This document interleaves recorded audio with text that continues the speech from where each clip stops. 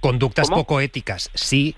Hablamos, por ejemplo, lo que se ha publicado, lo que se ha publicado es que sí que era conocedor, por ejemplo, que iba con prostitutas, pero no de que estuviera cometiendo un delito de corrupción, porque si no, Pedro Sánchez estaría encubriendo ese delito de corrupción. Mire usted, querer creer ahora o hacernos creer que no tenía indicios suficientes de todo lo que había en el entorno y lo que estaba pasando dentro del ministerio, bueno, si usted no lo quiere creer, pues allá usted. Pero ¿Rajoy sabía lo de la Kitchen creer... entonces, señora Gamarra? ¿Cómo? ¿Rajoy era conocedor de la Kitchen? No era conocedor de la Kitchen. ¿Y Pedro Sánchez sí de la corrupción del señor Ábalos? Claro, pero cuando ustedes, por ejemplo, hicieron que la mili dejara de ser obligatoria, lo decía antes Lola, fue porque necesitaban los votos de Convergència. Cuando cedieron parte del IRPF a Cataluña fue porque necesitaban los votos de Convergència. Y si entramos en el terreno de el decir una cosa en campaña y hacer la contraria en el gobierno, podemos ir a la bajada de impuestos de Rajoy, que dijo yo no voy a su... Mire usted, me va a permitir, pero no se puede comparar una decisión como eliminar la mili, ¿no? Como usted dice, con que al final de lo que se esté hablando a través de o una la ley Guardia de Civil en amnistía Cataluña.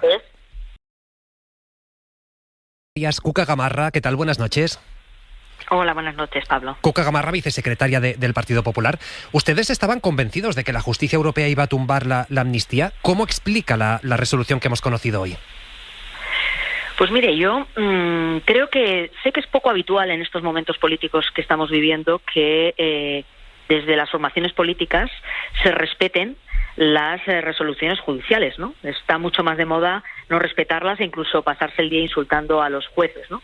Pero eso, el Partido Popular evidentemente es un partido democrático, muy demócrata, y además pues hoy lo que hacemos es respetar la resolución del Tribunal de Justicia de la Unión Europea, ¿no? Y dicho esto, yo creo que también hay otras cuestiones sobre las que hablar, ¿no?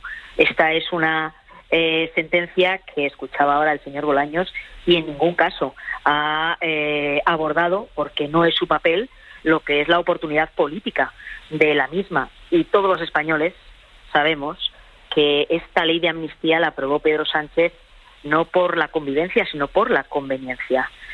Tras perder las elecciones necesitaba 7 votos y este es el instrumento que utilizó para garantizarse una investidura, ni más ni menos. Pero no es eso la democracia. ¿no? La gran mentira esta es la gran mentira que está detrás de esta ley de amnistía, que era inconstitucional y no se iba a llevar a cabo hasta la noche electoral del 23 de julio, ¿no? Que se necesitaban los votos y, por tanto, pues se impulsó única y exclusivamente por eso, ni más ni menos, ¿no? Pero fíjese, me dice, respetamos profundamente esta sentencia. ¿Ustedes compararon la amnistía, esta ley, con el intento de golpe de Estado del 23F? Ayuso hablaba de golpe, es decir, ¿están diciendo que respetan profundamente una sentencia que avala un golpe de Estado, que dice que es legítimo? Mire usted, la sentencia del Tribunal Europeo, lo único en lo que incide es sobre 2 cuestiones que se le han planteado en relación al derecho europeo, a si lo vulnera o no lo vulnera. Y lo que entiende el Tribunal de Justicia, y por tanto nosotros asumimos, es que en esos 2 aspectos no se vulnera. A partir de ahí, lo que tienen que hacer son los tribunales españoles, el Tribunal Supremo, el Tribunal Constitucional, el Tribunal de Garantías, tienen cuestiones pendientes que tendrán que resolver. Y este es el momento en el que debemos también respetarlos a ellos y debemos permitir que desarrollen su trabajo, ¿no? Y también, pues, asumir aquellos pronunciamientos que adopten en relación a los siguientes pasos de la aplicación de esta ley, que corresponde a los tribunales aplicarlos. Esto no evita que hablemos del plano político, del por qué se aprobó esa ley. Y evidentemente el plano jurídico sobre el que se ha pronunciado el TJUE nada tiene que ver con el plano político de por qué se aprobó esta ley en España. Y esta ley, que hasta para el propio Pedro Sánchez era inconstitucional y no se iba a producir durante toda la campaña electoral, cuando le daba la palabra a los españoles, o la pasada legislatura, pasó a convertirse en una realidad porque necesitaba unos votos que le permitieran permanecer en el poder, ni más ni menos. Y eso, evidentemente, es un elemento que está ahí, que nadie puede negar y que nadie puede borrar, ¿no? Por tanto, esta sentencia resuelve cuestiones de derecho europeo, pero no puede convertir en verdad las grandes mentiras de Pedro Sánchez. Pero también dice la sentencia, por ejemplo, que contribuyó a la reconciliación y ustedes lo que criticaban no era solo el cambio de criterio o la mentira, llámenle como quieran, de Pedro Sánchez, sino la ley en sí. En el fondo decían que el Estado de Derecho había saltado por los aires y ahora el Constitucional dice, no, oiga, esto cabe en la Constitución, y Europa dice, no, oiga, esto cabe en Europa. Jurídicamente nos han equivocado. Mire usted, pero es que políticamente esta ley solo se impulsa porque Pedro Sánchez necesita una serie de votos por su conveniencia para permanecer en el poder, y es más, solo ha servido para su permanencia en el poder porque no ha dado ni estabilidad a España. No tenemos presupuestos, no hay capacidad de aprobar leyes, esta semana no ha salido adelante el techo de gasto, pero Pedro Sánchez, gracias a esta ley, porque nadie ha negado, ni los propios independentistas, que este fue el precio que ellos establecieron para un apoyo de investidura. Y eso lo que lleva detrás, entre otras cosas, es la impunidad de una serie de delitos a cambio de permanecer en el poder. Y no nadie puede obviar que este fue y ha sido lo que ha movido la aprobación de esta ley. Esto los españoles lo sabemos perfectamente. Del mismo modo que el rechazo a esta ley por parte de la sociedad española fue desde el primer momento elevadísimo. ¿Y por qué? Porque todos sabíamos a qué respondía. Y aquí está una gran mentira que nadie puede borrar. Y evidentemente ningún pronunciamiento desde el ámbito jurídico puede cambiar la realidad desde el ámbito político. Esto ha sido así desde el primer momento, ¿no? No se elimina todas esas responsabilidades políticas que están detrás del por qué aprobar esta ley.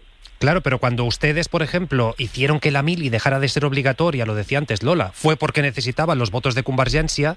Cuando cedieron parte del IRPF a Cataluña fue porque necesitaban los votos de Convergència. Y si entramos en el terreno de el decir una cosa en campaña y hacer la contraria en el gobierno, podemos ir a la bajada de impuestos de Rajoy, que dijo yo no voy a... Mire usted, me va a permitir, pero no se puede comparar una decisión como eliminar la mili, ¿no? Como usted dice, con que al final de lo que se esté hablando a través de o la Guardia Civil en Cataluña. ¿Cómo? Digo, o la Guardia Civil en Cataluña, que perdió muchísimo peso tras ese pacto, que eso fue muy contestado. Bueno, vamos, me va a permitir, pero el Partido Popular, la presencia de la Guardia Civil en Cataluña, la presencia del Estado en Cataluña nunca se ha puesto en cuestión. Todo lo contrario, se ha fortalecido y somos los garantes de todo eso. Pero de lo que estamos hablando es de que a través de esta ley hay gente que ni tan siquiera va a tener que rendir cuentas ante la justicia. Y eso fue lo que se puso como contrapunto, como parte de una negociación política. Pero hoy sabemos que es legal, por lo menos de acuerdo al derecho europeo. ¿Dónde está el problema, entonces? En que no es moral. Es decir, el debate también aquí es que si un presidente puede negociar privilegios penales a cambio de una mayoría parlamentaria para permanecer él en el poder, después de haber perdido unas elecciones. No fue por la gobernabilidad. ¿Ha habido una legislatura estable, entre otras cosas? No. Es la demostración de que era única y exclusivamente permanecer él. Y esto todo giró y ha girado en torno a la aprobación de esta ley. A partir de ahí no tenemos gobierno. No hemos aprobado y no se ha ni tan siquiera presentado los presupuestos. Hemos visto esta semana cómo se tumba el techo de gasto. No hay capacidad de aprobar leyes, pero sí le permite todo esto a Pedro Sánchez permanecer en el poder y utilizar todos los resortes del poder, entre otras cosas, y fundamentalmente para protegerse de todas esas causas de corrupción que hoy tiene, pero que ya aquella noche electoral sabía perfectamente que tenía encima de la mesa, entre otras cosas porque están en su entorno. Pero no hay que olvidar que si hablamos, por ejemplo, del señor Ábalos, al señor Ábalos hoy sabemos que a esas alturas, cuando se confeccionan esas listas, lo incorporan en una lista electoral, pero perfectamente saben ya los delitos que ha estado cometiendo y la corrupción que había detrás de él. ¿Cómo lo sabe eso? Pero a lo que voy, ¿cómo? Digo, ¿cómo sabe usted que Pedro Sánchez era conocedor de los delitos del señor Ábalos? Hombre, porque a estas alturas todos sabemos que cuando lo cesa no fue precisamente por la mala gestión en el tráfico aéreo. Pero tiene pruebas. A estas alturas están todos los datos encima de la mesa de que evidentemente las evidencias, los indicios de lo que estaba ocurriendo en el Ministerio de Fomento era algo que ya se conocía. Y ahí están las investigaciones periodísticas de muchos de sus compañeros que confirman lo que yo estoy diciendo y trasladando, que cuando cesa el presidente Sánchez al señor Ábalos, no lo cesa porque quiere llevar a cabo una reestructuración del gobierno, sino porque además de una reestructuración de gobierno quiere que salga del gobierno. Y quiere que salga del gobierno porque ya se sabía en aquel momento qué tipo de político era y qué tipo de conductas se estaban desarrollando. Pero no la corrupción, señora Gamarra. Pasa más tiempo, conductas ¿cómo? poco éticas. Sí, hablamos, por ejemplo, lo que se ha publicado, lo que se ha publicado es que sí que era conocedor, por ejemplo, que iba con prostitutas, pero no de que estuviera cometiendo un delito de corrupción, porque si no, Pedro Sánchez estaría encubriendo ese delito de corrupción. Mire usted, querer creer ahora o hacernos creer que no tenía indicios suficientes de todo lo que había en el entorno y lo que estaba pasando dentro del ministerio, pues si usted no lo quiere creer, pues allá usted. Pero ¿Rajoy sabía lo de la Kitchen entonces, señora Gamarra? ¿Cómo? ¿Rajoy era conocedor de la Kitchen? No era conocedor de la Kitchen.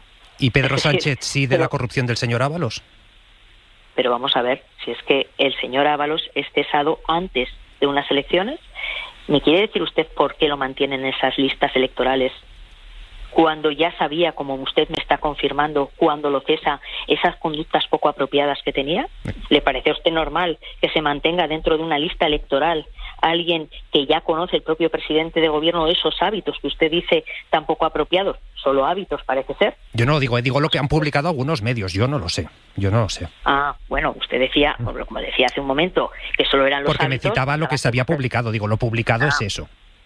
Uh-huh. Déjeme que le pregunte por Carles Puigdemont también, porque hoy ha dicho que su objetivo es que sí, que se acabe la represión para volver a centrarse en el objetivo de la independencia de Cataluña. No sé si esto implica que el Partido Popular rompe los puentes que estaba construyendo con Junts.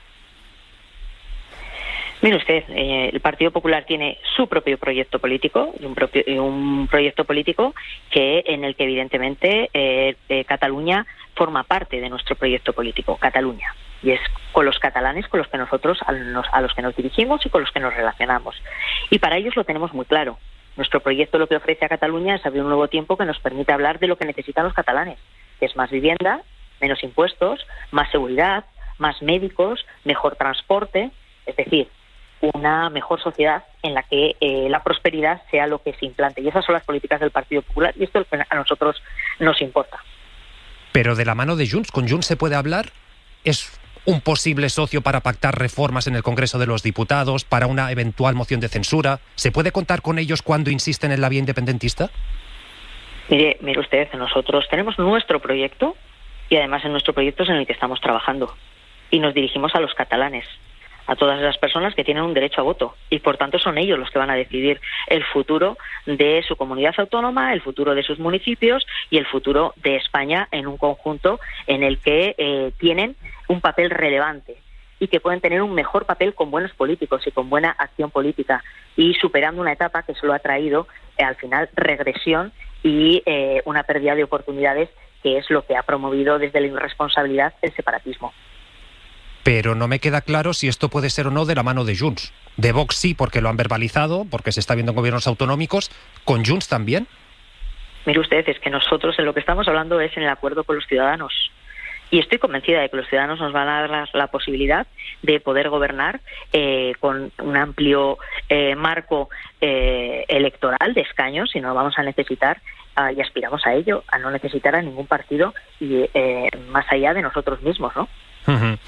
Pues Cuca Gamarra, vicesecretaria del Partido Popular, le agradecemos mucho de verdad que haya estado esta noche en Hora 25. Muy bien, muchísimas gracias. Que vaya bien. ¿Cómo has visto a Cuca Gamarra? Bueno, yo creo que de la misma forma, antes lo comentabais, me parece que era Fernando, ¿no? Que el PSOE tuvo que hacer de la necesidad virtud y cambiar de opinión, pues ahora el PP también está haciendo su propia progresión, ¿no? Y pasa pues yo tenía apuntadas algunas frases de dirigentes del PP que no se parecen nada a lo que se dice ahora. Ahora se cuestiona la ley de amnistía desde un punto de vista moral y desde un punto de vista político, pero es que entonces se decía que era la liquidación del Estado de Derecho, destruye la Constitución, es un golpe que supone que el golpe que se dio estuvo justificado, es un acto contra el sistema democrático, en fin, la retahíla es impresionante, ¿no?, de lo que se dijo. Entonces, pues está cambiando también, está virando hacia una posición más acorde a esta resolución judicial, y refleja justamente la importancia de esta resolución judicial, ¿no? Y yo creo que además es que al Partido Popular le conviene mucho que esto se resuelva ya. Es decir, si, como dicen las encuestas, el Partido Popular va a gobernar España en un plazo breve, le conviene mucho que esto esté resuelto, que Puigdemont vuelva, que se normalice completamente. O sea, a pesar de que la situación en Cataluña, la tensión ha bajado muchísimo, es cierto que no hay una normalización política plena, porque el jefe de la oposición en estos momentos está en Bélgica. Y el segundo partido más importante, bueno, uno de los partidos más importantes en el gobierno de Cataluña ahora mismo, que es Esquerra Republicana, no puede presentar a su líder a unas elecciones. Es decir, normalización plena no existe. Todo eso al Partido Popular le conviene que se arregle.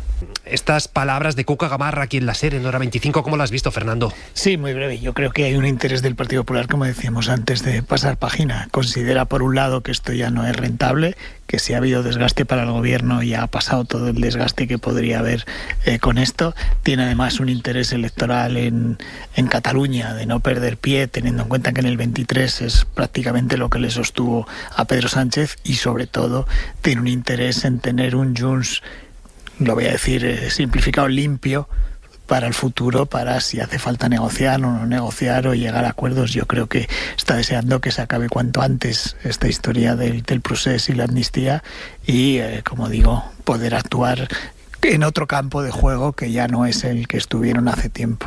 ¿Lo ves igual, María Eugenia? Sí, lo veo igual. Yo creo que ha hecho un ejercicio de cinismo también interesante, ¿no? Aquello de los españoles saben que esa ley de amnistía se votó. Hombre, los españoles también saben por qué están pasando página ustedes, si es que los españoles no son tontos, ¿no? Y yo lo que veo es como, bueno, veo un poco de dificultad así en el horizonte en el momento en el que tenga que pactar un gobierno con Vox, que ya ha dicho que lo primero que va a hacer va a ser cargarse la ley de amnistía, ¿no? Porque vamos a tener que volver a escuchar este tipo de cosas, ver estos ejercicios de cinismo, igual que lo hemos visto con la prioridad nacional, ¿no? Sí, nosotros queremos gobernar solos hasta que no podemos gobernar solos, y entonces tenemos que hocicar como hocica todo el mundo. Pero, es decir, que ni más ni menos, ¿no? Pero eso, yo creo María que Eugenia... es incompatible. No, si me vas a decir que todos son iguales, pues no te iba a decir eso, perdona. Sí. No, quiero decir que claro que sí, lo que quiero decir es que todo el mundo ve claro estos ejercicios, estos cambios, y eso genera yo creo que genera mucha desconfianza, falta de credibilidad. A mí me entristece en un punto, de verdad. Yo pienso que mucha gente acabará votando a Vox precisamente porque lo considerará coherente, aunque sean locuras las que digan, aunque puedan considerarlos radicales, acabarán apreciando la coherencia, ¿no? Porque claro, cuando llegue este momento, ¿qué va a hacer? ¿Tender la mano a Junts y simultáneamente a Vox? O sea, o no sé, ¿cómo se lo piensan montar? Porque es sorprendente, ¿no?